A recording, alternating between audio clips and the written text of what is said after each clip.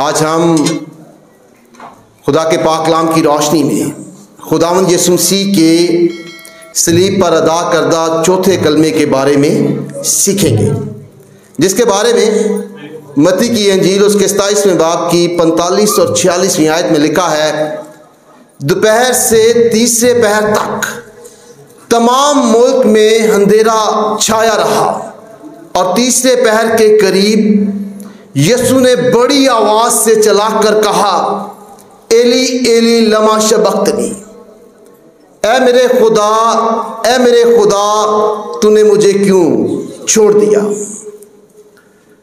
हमारा यह कवि ईमान है कि मसीह यीशु ने सलीब पर बनी नौ इंसान के लिए गुनाहों का कफारा दिया और अहद अतीक में जितना कुर्बानियों का सिलसिला था और जितने जानवर कुर्बान हुए वो खुदा के अदल को पूरा ना कर सके, इसलिए खुदा ने अपने बेटे को इंसान बनाकर इस दुनिया में भेजा ताकि एक बेऐब और बेदाग बरा बनी नौ इंसान के गुनाहों के लिए सलीब पर कफारा दे, ताकि जो कोई उस पर ईमान लाए हलाक ना हो बल्कि हमेशा की जिंदगी पाए।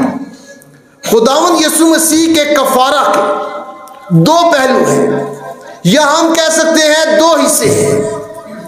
एक हिस्से में जिस्मानी खुदावंद यीशु मसीह के दुख हैं, जिनका आगाज उसकी गिरफ्तारी से होता है और फिर उससे मुख्तलिफ अदालतों में पेश किया जाता है और सलीब पर मसलूब होने तक और फिर अपनी जान देने तक उसके जिस्मानी दुखों का एक सिलसिला जारी रहता है, जिसमें उसे अजियत दी जाती है, दुख दिया जाता है, तकलीफ दी जाती है, मजाक उड़ाया जाता है, तंज किया जाता है।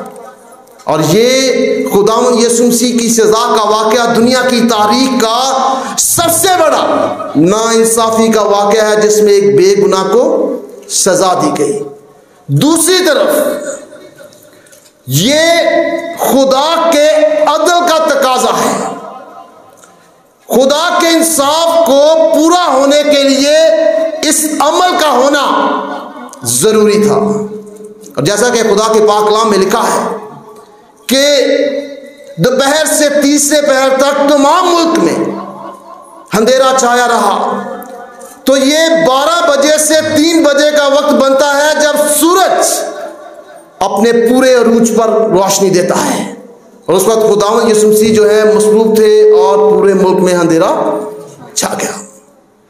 इस अंधेरे में क्या ऐसा हुआ, क्यों अंधेरा 3 घंटे तक रहा, और इसके बारे में अक्सर सवाल किया जाता है कि क्या अंधेरा खुदा की गैर मौजूदगी को जाहिर करता है। और जब खुदावंद यीशु मसीह ने यह कहा कि ऐ मेरे खुदा तूने मुझे क्यों छोड़ दिया, तो क्या वहां पर खुदा की गैर मौजूदगी थी? क्या खुदा मसीह यीशु को छोड़कर अलग हो गया? तो इसका जवाब जो है आज हम खुदा के पाक कलाम में से सीखेंगे। खुदा का पाक कलाम हमें सिखाता है कि खुदा रोशनी है। ज़बूर 27वां उसकी पहली आयत में लिखा है, खुदावंद मेरी रोशनी और मेरी नजात है। ज़बूर 18वां उसकी 28वीं आयत में लिखा है कि खुदावंद मेरा खुदा मेरे अंधेरे को उजाला कर देगा।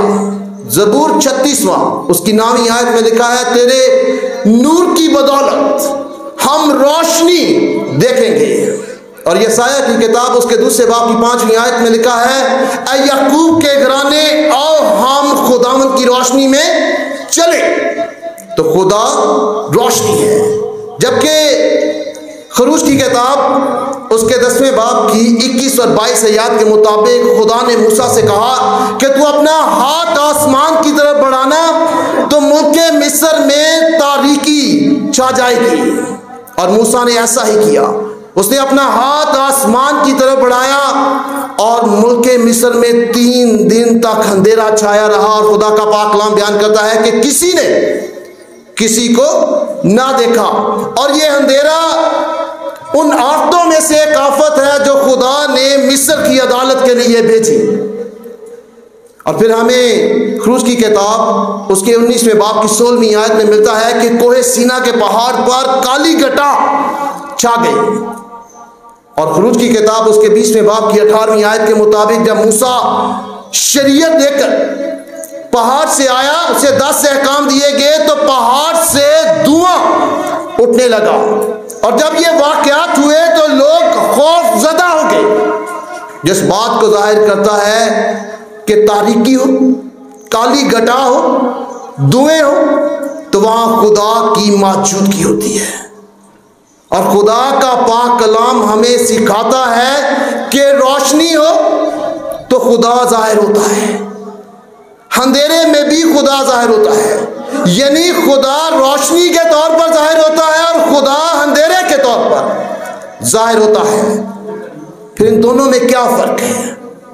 जब खुदा रोशनी के तौर पर जाहिर होता है तो इससे मुराद है नजात और मुकाशवा के लिए। जैसे ज़बूर 27 उसकी पहली आयत में लिखा है, खुदावंद मेरी रोशनी और मेरी नजात है। और जब खुदा अंधेरे के तौर पर जाहिर होता है तो उससे मुराद है कि वो अपने गजब और अदालत के लिए जाहिर होता है। जैसे कि आने वाले वक्त को योएल की किताब में बताया गया है कि जब खुदावंद का दिन आएगा, जब आखिरी अदालत होगी, तो योएल की किताब उसके 2 बाब की 10वीं आयत के मुताबिक सूरज और चांद तारीक और सितारे बेनूर हो जाएंगे। तो जब तारीकी होती है, अंधेरा होता है, तो खुदा अदालत के तौर पर जाहिर होता है, जज के तौर पर, गजब को बर्पा करने के लिए जाहिर होता है। और जब कलवरी पर 3 घंटे अंधेरा रहता है तो खुदा वहां पर मौजूद होता है जज के तौर पर, अपने इकलौते बेटे की अदालत करने के लिए। और यही वो प्याला है जिसके बारे में खुदावंद यीशु मसीह ने कहा था कि ऐ बाप, अगर हो सके तो ये प्याला मुझसे हटा ले, तो भी मेरी नहीं बल्कि तेरी मर्जी पूरी हो। ये प्याला माजी, हाल और मुस्तकबिल के गुनहगारों के गुनाह है जो मसीह ने अपने ऊपर उठा लिया, और उन गुनाहों के बाइस खुदा ने 3 घंटे जब वो सलीब पर मसरूफ था तो उसकी अदालत की। इन 3 घंटों में खुदावंद यीशु मसीह ने जहन्नम का सामना किया, दोज़ख का एक्सपीरियंस किया, और जितनी जहन्नम की अज़ीज़तें थी वो सब उसने अपने ऊपर उठाई, ताकि जो कोई उस पर ईमान लाए वो इन अज़ीज़तों से और जहन्नम के इस अजाब से बच जाए। ये अजाब उसने अपने ऊपर लिया और 3 घंटे तक वो जहन्नम के अजाब को बर्दाश्त करता रहा। जो बनी नौ इंसान ने गुनाह के बायस सजा हासिल करनी थी, वो उसने खुदा की अदालत में हासिल की। उस अज़ियत और तकलीफ में से गुजरा, और खुदा का ये तकाजा था, ये कफारा का दूसरा हिस्सा है कि उसे जिस्मानी दुख दिए गए और उसने अलाही गज़ब को बनी नौ इंसान के लिए सलीब पर बर्दाश्त किया। और ये खुदा का तकाजा था और खुदा को ये पसंद आया। यशायाह किताब उसके 53वें बाब की 10वीं आयत में लिखा है कि खुदा को पसंद आया कि वो उसे कुचले, क्योंकि उसने बनी नौ इंसान के गुनाह जो हैं वो अपने ऊपर उठा लिए। इसलिए 2 कुरिन्थियों का खत उसके 5वें बाब की 21वीं आयत में लिखा है, जो गुनाह से वाकिफ ना था उसी को उसने हमारे वास्ते गुनाह ठहराया। उसने यानी खुदा ने गुनाह ठहराया, किस लिए? हमारे वास्ते। और गलतियों के खत उसके 30 बाब की 13वीं आयत में लिखा है, मसीह जो हमारे लिए लानती बना, मसीह यीशु मेरे और आपके लिए लानती बना, यानी सलीब की कुर्बानी बर्दाश्त की। खुदावंद यीशु मसीह ने हमारी खताओं और गुनाहों को जो है वो अपने ऊपर ले लिया। और यशायाह किताब उसके 53वें बाब की 5वीं आयत में लिखा है, वो हमारी ही खताओं के सबब से घायल किया गया और हमारी ही बदकारी के बाइस कुचला गया, और हमारी ही सलामती के लिए उस पर सियासत हुई, ताकि उसके मार खाने से हम शिफा पाएं। यकीनन खुदावंद यीशु मसीह की जो जिस्मानी तकलीफ थी वो बहुत अजियत वाली थी, उसमें बहुत जिस्मानी दुख और तकलीफ शामिल था, जिसे खुदावंद यीशु मसीह ने बर्दाश्त किया। लेकिन ये 3 घंटे जो खुदावंद यीशु मसीह ने इलाही गजब को बर्दाश्त किया, वो उसके जिस्मानी दुखों से कई ज्यादा रहती है। जब उसने जिस्मानी दुख बर्दाश्त किए तो खुदा के कलाम में कई उसके पुकारने की या आवाज बुलंद करने की जो है तहरीर नहीं की गई। उसने ये सारे दुख जो जिस्मानी थे खामोशी से बर्दाश्त किए, लेकिन जब खुदा ने 3 घंटे उसकी इलाही अदालत की, उसने दोज़ख का सामना किया और जहन्नम की अज़ीज़ों को बर्दाश्त किया। उस वक्त खुदा के पाक कलाम में लिखा है कि 30 पहर के करीब यीशु ने बड़ी आवाज से चला कर कहा, क्या मेरे खुदा है, मेरे खुदा तूने मुझे क्यों छोड़ दिया? क्योंकि ये तकलीफ उन जिस्मानी तकलीफों से कहीं ज्यादा थी, और वो तकलीफ खुदावंद यीशु मसीह ने सही थी जो गुनहगारों ने आने वाले वक्त में जहन्नम में जाकर सहनी थी। तो खुदावंद यीशु मसीह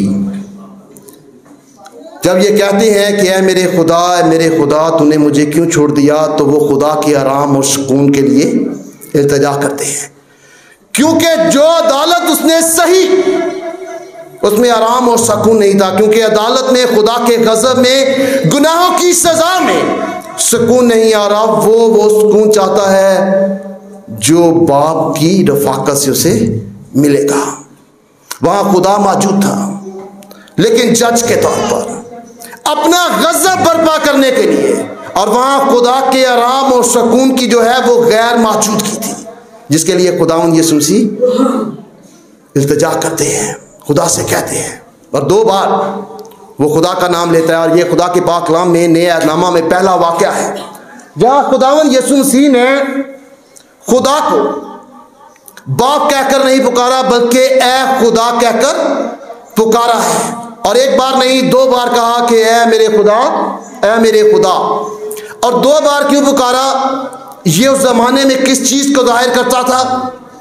तो हमें खुदा का पाक कलाम बताता है कि पैदाइश की किताब उसके 22वें बाब में फरिश्ता ने इब्राहिम को पुकारा और कहा कि इब्राहिम इब्राहिम। खुरूज की किताब उसके 30वें बाब में खुदा ने मूसा को पुकारा और कहा कि मूसा मूसा।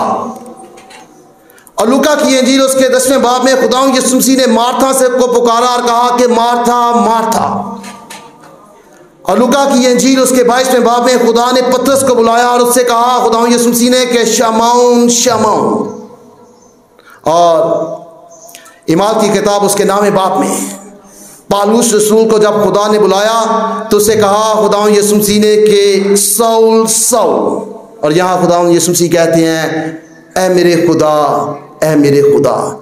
यह जमाना में इस बात को जाहिर करता था कि जिससे 2 बार बुलाया जाता था उससे गहरी मोहब्बत होती है, उससे गहरा लगाव होता है, बहुत ज्यादा प्यार होता है। और खुदावंद यीशु मसीह बाप से मोहब्बत का इजहार करते हैं, उसे कहते हैं क्या मेरे खुदा, ऐ मेरे खुदा तूने मुझे क्यों छोड़ दिया?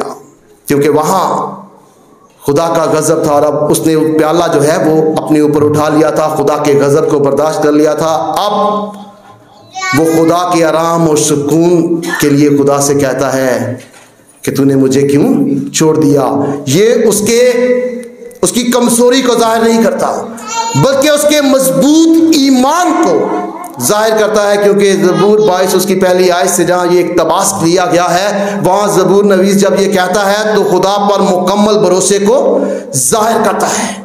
और खुदावंद यीशु मसीह इलाही गज़ब, खुदा की अदालत और जहन्नम की अज़ियतों को बर्दाश्त करने के बाद पुकार कर कहते हैं क्या बाप आप उसे उस आराम की ज़रूरत है जो उसकी रफ़ाकत में मिलती है। क्योंकि खुदा की मौजूदगी में आराम है, सुकून है, राहत है, जिसका वो मुतलाशी था। और जब खुदावंद उसकी सज़ा कर रहा था, वहाँ मौजूद था, तो उस तारीकी में किसी किस्म के कोई मजाक और किसी दूसरे बंदे की किसी बात का खुदा के कलाम में जिक्र नहीं है। क्योंकि वहाँ खुदावंद का खौफ था और खुदावंद जो है अपने इकलौते बेटे की अदालत कर रहा था। और खुदावंद जब उस अदालत को सह लेते हैं, उस प्याले को उठा लेते हैं, तो फिर खुदा से उसकी रफ़ाकत के लिए दरख्वास्त करते हैं। हम जब खुदावंद यीशु मसीह की सलीब पर देखते हैं तो ज़्यादातर बहुत दफ़ा हम सिर्फ उसके जिस्मानी दुखों को देखते हैं, लेकिन 3 घंटे जो उसने इलाही गज़ब को बर्दाश्त किया, जो गजब गुनहगारों ने सहना था, उसने खुद सहकर खुदा के अदल को पूरा किया, ताकि जो कोई उस पर ईमान लाए वो सजा से बच जाए, उस करब, उस तकलीफ, उस अज़ियत से बच जाए। इसलिए हमें खुदा का शुक्र अदा करना चाहिए कि उसके बेटे ने हमारे गुनाहों की खातिर उस गज़ब को, उस सज़ा को, उस जहन्नम की अज़ीतों को खुद बर्दाश्त किया, ताकि हम हमेशा के लिए खुदा के आराम में दाखिल हों। इसलिए हमें खुदा बाप का हमेशा शुक्र अदा करता रहना चाहिए कि खुदा ने ना सिर्फ जिस्मानी दुखों को बर्दाश्त किया, बल्कि इलाही गज़ब और अज़ीतों को भी बर्दाश्त किया, ताकि हम उसके मार खाने से शिफा पाएँ। खुदा मुझे और आपको इस पाक कलाम के वसीला से बड़ी बरकत दे। शुक्रिया। Thanks for watching. To watch more, subscribe, like and comment. Don't forget to Guardians of Faith PCP Gacker. Follow now.